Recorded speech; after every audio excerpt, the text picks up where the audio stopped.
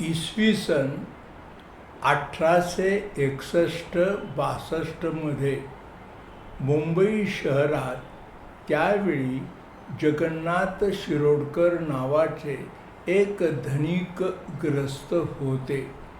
एकदा त्यांना त्यांच्या पायाला भोके पडली आणि बघता बघता त्या आजाराने गंभीर स्वरूप धारण केले. तो आजार बरा व्हावा यासाठी जगन्नाथ शिरोडकरांनी त्यावेळेला मुंबई शहरामध्ये उपलब्ध असलेल्या अनेक नामवंत हाकीम, वैद्य, डॉक्टर यांना सुद्धा दाखवले, परंतु त्यांच्या पायाला गुण काही येईना.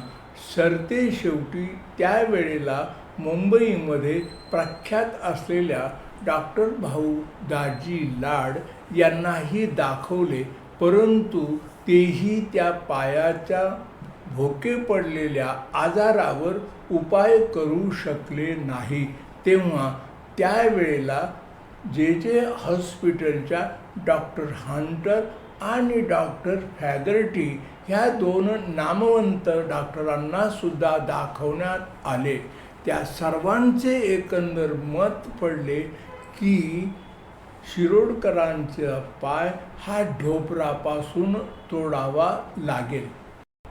सर्व नामवंत डॉक्टर, हाकीम यांच्या मतानुसार जगन्नाथरावांचा पाय ढोपरापासून कापावा लागेल. हा उपाय ऐकून जगन्नाथराव कमालीचे घाबरले. ते अतिशय धास्तावले. त्या उपायामुळे दिवसेंदिवस ते कृश होत गेले. जवळजवळ त्यांची स्थिती अर्धमेल्यासारखीच झालेली होती. त्याच दरम्यान त्यांच्या काही सन्मित्रांनी सांगितले की अक्कलकोट येथे श्री स्वामी समर्थ नावाचे एक अवतारिक सत्पुरुष आहे. ते अशा दुर्धर रोगांवर वेगवेगळे उपाय सुचवितात.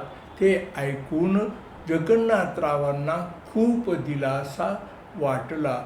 त्यांनी लगोलग स्वतःची पत्नी, काही स्नेही, नोकर आणि आचारी या सर्वांना घेऊन अक्कलकोटाकडे प्रस्थान केले.